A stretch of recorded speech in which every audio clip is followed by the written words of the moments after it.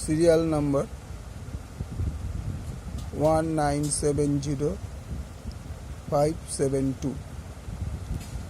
for class 10 exercise 23.3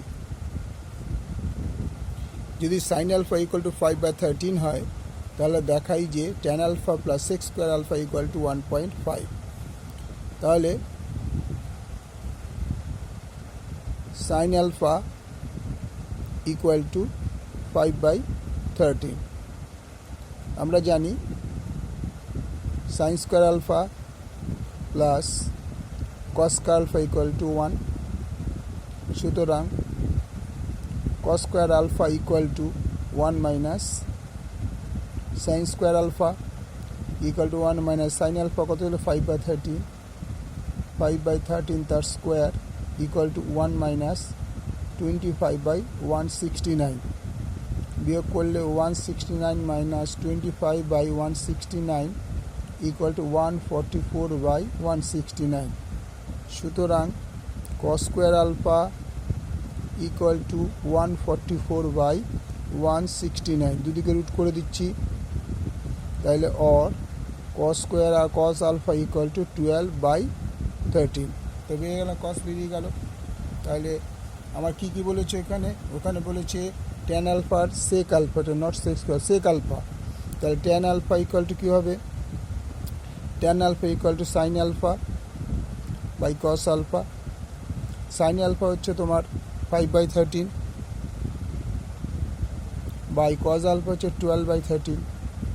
equal to 5/13 into উল্টে যাবে 13/12 তাহলে 13 কেটে গেল 5/12 তাহলে tan alpha আমরা পেলাম 5/12 আবার হচ্ছে sec alpha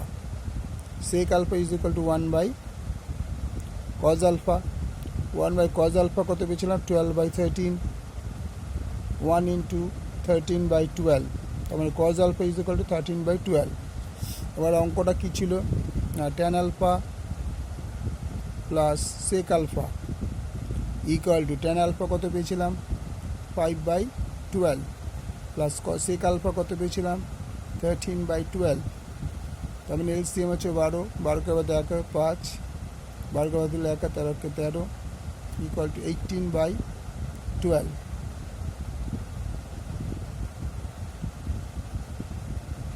5/60 সুতরাং tan alpha plus sec alpha equal to 1.5 proved okay thank you like করো শেয়ার করো সাবস্ক্রাইব করো পুরো অঙ্কটা দেখে নাও এটা পর ক্লাস 10 এর 23.3 এর আমি পরপর এগুলো এখন করিয়ে দেবো তোমাদের তোমরা অবশ্যই কমেন্টস করবে তোমাদের ভালো লাগছে কিনা ওকে থ্যাংক ইউ